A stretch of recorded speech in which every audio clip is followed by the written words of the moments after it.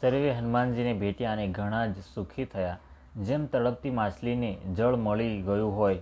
સર્વે હર્ષિત થઈને નવો નવો ઇતિહાસ વૃત્તાંત પૂછવા અને કહેતા શ્રી રઘુનાથજીની પાસે ચાલ્યા.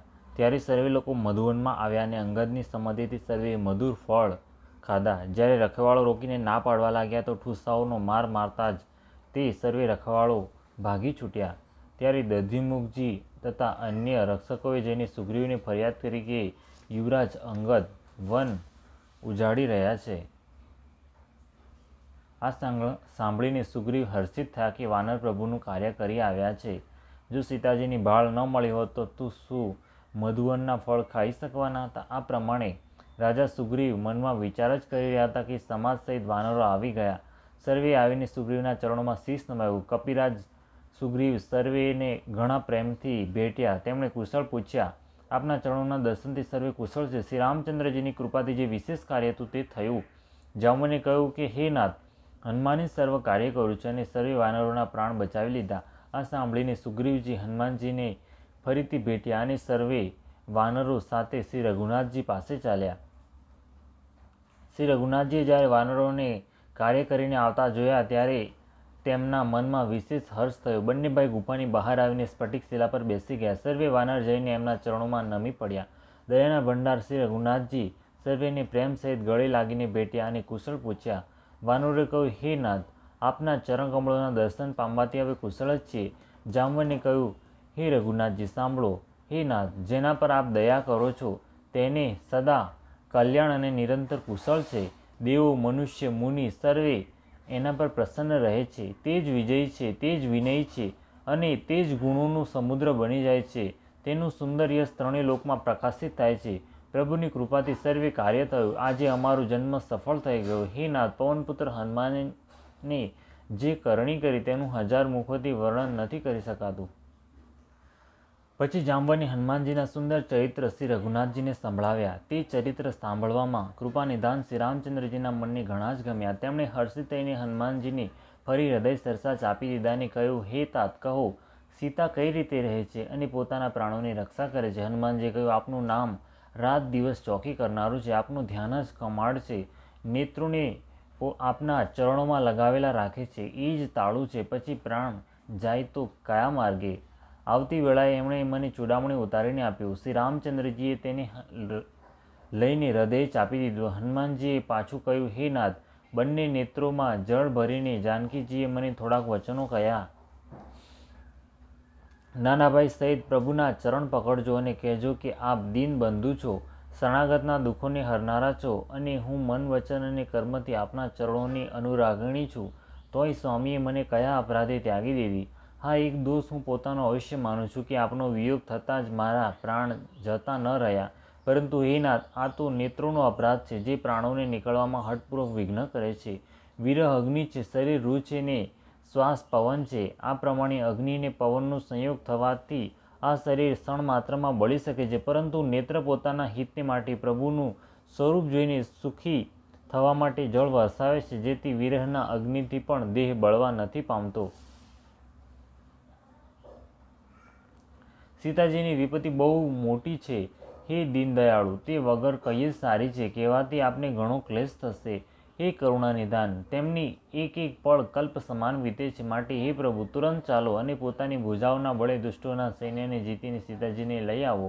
સીતાજીનું દુઃખ સાંભળીને સુખના ધામ પ્રભુના કમળ નેત્રોમાં જળ ઉભરાયું અને તે બોલ્યા, મન, વચન અને દેહથી જેને મારી જ ગતિ છે તેને શું સ્વપ્નોમાં વિપત્તિ આવી શકે છે? હનુમાનજીએ કહ્યું, હે પ્રભુ, વિપત્તિ તો એ ત્યારે જ છે જ્યારે આપનું ભજન સ્મરણ ન થાય. પરંતુ સીતાજીનો સઘળો સમય આપના જ અનન્ય ભજન ચિંતનમાં વીતે છે. માટે વિપત્તિ કેવી?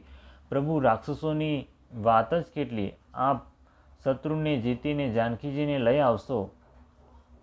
ભગવાન કહેવા લાગ્યા, હે હનુમાન સાંભળ, તારા સમાન મારો ઉપકારી દેવ, મનુષ્ય અથવા મુનિ કોઈ પણ શરીરધારી નથી. હું તારું પ્રત્યુપકાર તો શું કરું? મારું મન પણ તારા સામે નથી થઈ શકતું. હે પુત્ર સાંભળ, મેં મનમાં ઘણો વિચાર કરીને જોઈ લીધું કે હું તારાથી ઋણમુક્ત નથી થઈ શકતું. દેવતાઓના રક્ષક પ્રભુ વારંવાર હનુમાનજીને જોઈ રહ્યા છે. નેત્રોમાં પ્રેમાંશુનું જળ ભરાયું છે અને શરીર અત્યંત પુલકિત છે.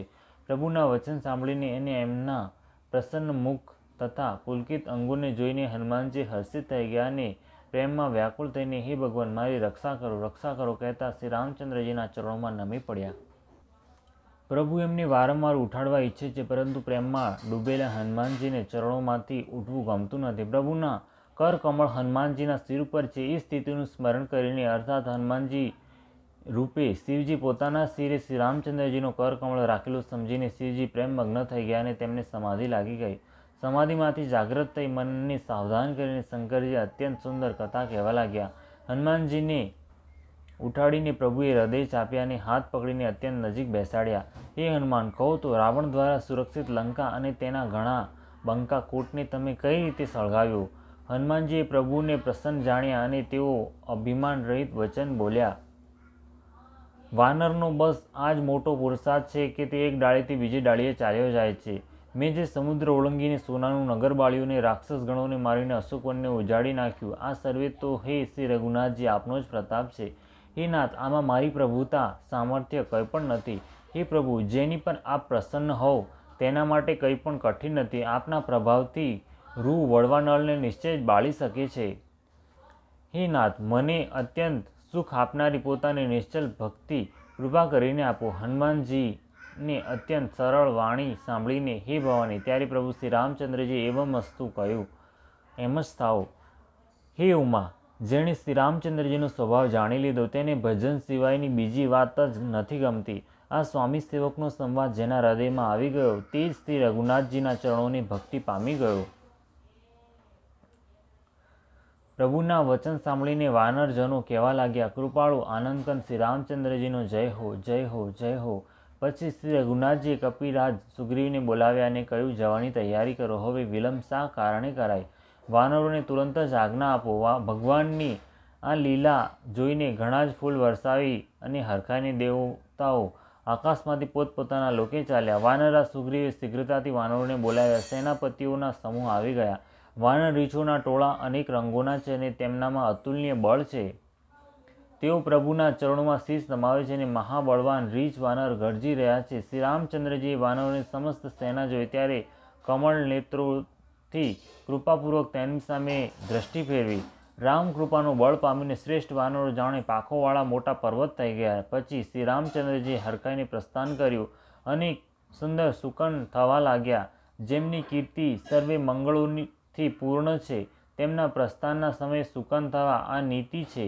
પ્રભુનું પ્રસ્થાન જાનકીજીને પણ જાણી લીધું. તેમના ડાબા અંગો ફરકી રહ્યા છે, જાણે કહી દેતા કે શ્રી રામચંદ્રજી આવી રહ્યા છે. જાનકીજીને જે સુકન થતા હતા તે રાવણ માટે અપશુકન થયા. સેના ચાલી નીકળી. તેનું વર્ણન કોણ કરી શકે છે? અસંખ્ય વાનર અને રીછ ગર્જના કરી રહ્યા છે. નખ જ જેમના શસ્ત્ર છે. તે ઈચ્છાનુસાર સર્વત્ર વિના રોકે ટોકે ચાલનાર રીછ વાનર પર્વતો અને વૃક્ષોને ધારણ કરીને કોઈ આકાશ માર્ગે ને કોઈ પૃથ્વી પર ચાલ્યા જઈ રહ્યા છે. તેઓ સિંહ સમાન ગર્જના કરી રહ્યા છે. તેમના ચાલવા અને ગર્જવાથી દિશાઓના હાથી વિચલિત થઈને ચિત્કારી રહ્યા છે. દિશાઓના હાથી ચિત્કારવા લાગ્યા. પૃથ્વી ડોલવા લાગી. પર્વત ચંચળ થઈ ગયા અને સમુદ્ર ખળભળી ઉઠ્યા. ગંધર્વ, દેવતા, મુનિ, નાગ, કિન્નર સર્વ મનમાં હરખાયા કે હવે અમારા દુઃખ ટળી ગયા. કરોડે કરોડો ભયાનક વાનર યોદ્ધા દાંત કટકટાવે છે અને કરોડો દોડી રહ્યા છે. પ્રબળ પ્રતાપ કૌશલનાથ શ્રી રામચંદ્રજીનો જય હો એમ પોકારતા તેઓ તેમના ગુણ સમૂહોનું ગાન કરી રહ્યા છે. ઉદાર, પરમ શ્રેષ્ઠ અને મહાન સર્પરાજ શેષજી પણ સેનાનો ભાર નથી સહી શકતા. તેઓ વારંવાર મોહિત થઈ જાય છે અને વારંવાર કચ્છપની કઠોર પીઠને દાંતોથી પકડે છે. આમ કરતા તે એવા શોભી રહ્યા છે જાણે શ્રી રામચંદ્રજીની સુંદર પ્રસ્થાન યાત્રાની પરમ સોહામણી જાણીને તેની અચળ પવિત્ર કથાને સર્પરાજ શેષજી કચ્છપની પીઠ પર લખી રહ્યા હોય. આ પ્રમાણે કૃપાનિધાન શ્રી રામચંદ્રજી સમુદ્ર તટે જઈ રોકાયા. અનેક રીછ વાનર યત્ર તત્ર ફળ ખાવા લાગ્યા.